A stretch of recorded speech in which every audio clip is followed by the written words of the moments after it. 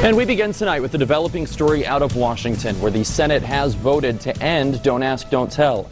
Good evening and thanks for joining us. I'm Blake McCoy. The president says he will sign that repeal next week, allowing gays and lesbians to serve openly in the U.S. military for the first time. Action News reporter Marco Villarreal is live in the newsroom with more. Marco. Hey, Blake. Well, for 17 years, that policy has been in place, but discrimination for homosexuals serving this country went beyond that. Today, gays serving in the military look to a future where their achievements define who they are and not their sexual orientation. For several months, the topic has been one of national debate. Politicians and government leaders argued over what it would mean to repeal the policy of Don't Ask, Don't Tell. Opponents argued it would weaken our armed services, while supporters said it would do the opposite. Even several military leaders spoke out against the policy in place.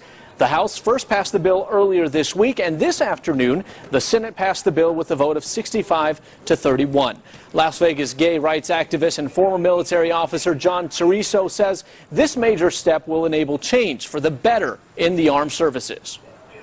And the folks who were against it, almost all of them don't know somebody who's gay. So as soon as they meet somebody who's gay and they find out, hey, this guy's really good at his job and he doesn't care about, X, Y, and Z, they're going to go, oh, well, I guess this really was no big deal. So there's going to be some of those aha moments that are going to be happening throughout the military structure for a couple of years.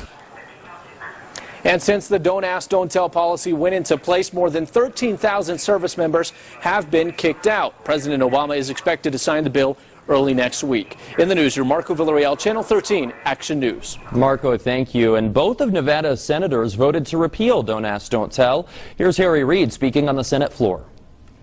Repealing Don't Ask, Don't Tell is the right thing to do, and if that were the only argument, that would be enough. But it's more than that. Repealing this policy will make our military stronger.